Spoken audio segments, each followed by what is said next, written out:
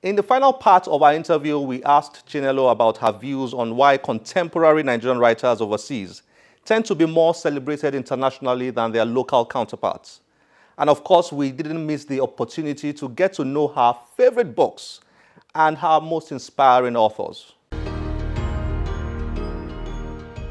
There are quite a number of Nigerians overseas who are writers, and most of these celebrated Nigerian writers do not reside in Nigeria. I'm talking about at an international level now. What's the explanation for that, in your own opinion? I'm not actually sure. I would imagine that in the US or abroad, there may be more opportunities for writers to study in that field. And so maybe there's a track that we all follow and we become writers. Like, for instance, in the US, there are now what we call MFA programs, which are terminal degrees where you can study creative writing, and because you have an MFA, you can be a professor, for instance, at a university. That's not to say that there are not beautiful, wonderful things about being here and writing in Nigeria. Sometimes when I'm home and I'm writing, I find that my brain just has, many more ideas that I can write about, and they're not bad ideas. They're good things that are happening here on the ground that I love to write about, In my short stories, in my novels, I write a lot about the beautiful setting, the landscape. They're just beautiful things that you don't necessarily find so much of in the US, and so I get inspired in a different way when I'm home. But again, there are difficulties to actually becoming a writer. For me in Nigeria, I think there are reasons why it might be a little more difficult here. Some people have argued that it has more to do with the fact that Nigerian writers overseas tend to write to appeal to Western readers.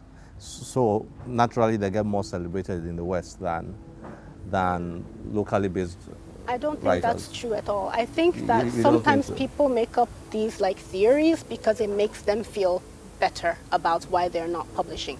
But I think we need to be actually really honest about why we don't do certain things. Like, why are we not writing? Why are we not getting acclaim? I would argue that a person who writes here from home, on the ground, who takes the time to, perfect his or her craft, would have the same advantages as a person there. Might even write more beautiful work. I mean, there are many writers who also have international acclaim who are based here in Nigeria. I mean, there's Abubakar Adam Ibrahim, right? He is based in Nigeria. El Nathan John, based in Nigeria. They have international acclaim. So I think that it's about having the resources more so than it's about writing to any audience.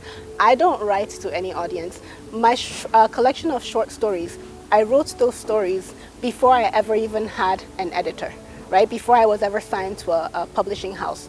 I was not thinking, I was a latecomer to the writing industry. So I wasn't thinking about audience this, audience that. I was just thinking about being Nigerian and what are the issues that are interesting to me, or that upset me, or move me, or inspire me as a Nigerian woman. So I wrote those stories, I wrote those stories, I wrote my novel, and I was not thinking about pleasing some American editor that I had never even met. It was until those stories were done, when the novel was done, that I finally did get a publisher. So I think people tell themselves stories, and sometimes those stories are ways in which they make themselves feel better about not being where they want to be. But it's also not a competition. It's not a race. Like, it's not in that sense, right?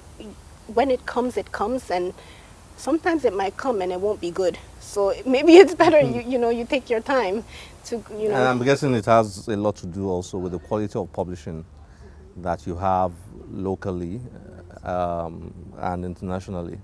So there's not much of publishing going on here. We're trying. I mean, we have cassava, we have farfina, we have kachifo, we have paresia, but it's not the same. You're right. Yeah, it's not the same, but I think we're getting there. But I think when we have a publishing industry that is, very solid, with its 2 feet on the ground, I think you will see many, many more Nigerian writers who are getting published on the ground. But I think it's getting there. It just maybe it will take a little bit more time. Okay, so let me ask you 2 or 3 quick questions, short answers, I guess. Who's your favorite Nigerian writer? I'm like a mother. At least this is Chinelo. what my mother tells me.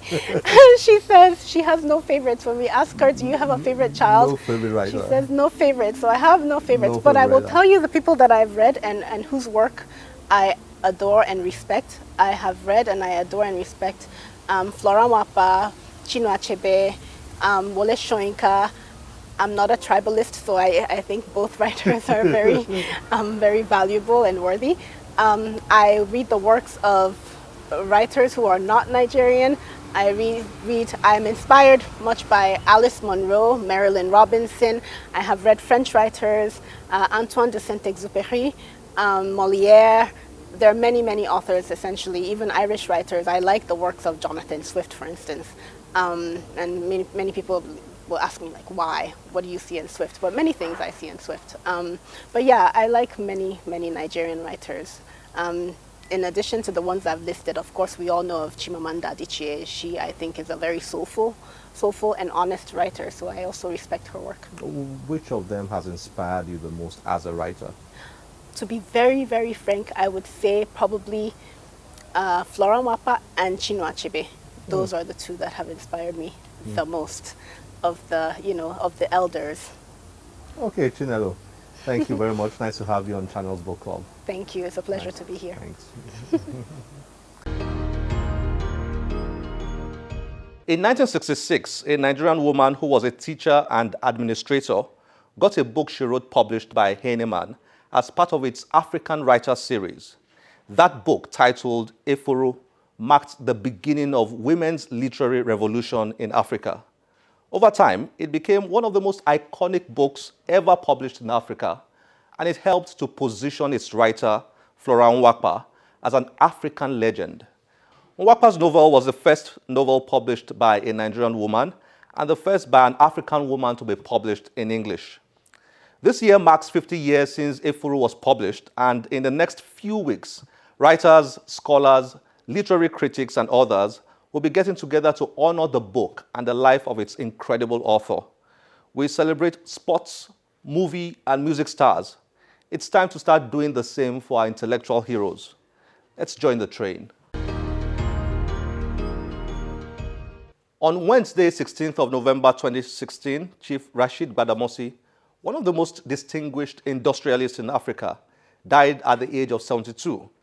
Apart from being a very successful businessman, Chief Gbadamosi was also a talented playwright, short story writer, and lover of books.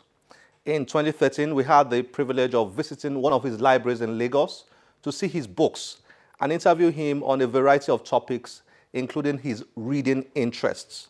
One of the questions I asked him then was the same question I asked Chinelo Okparanta and so many other successful people I get to meet.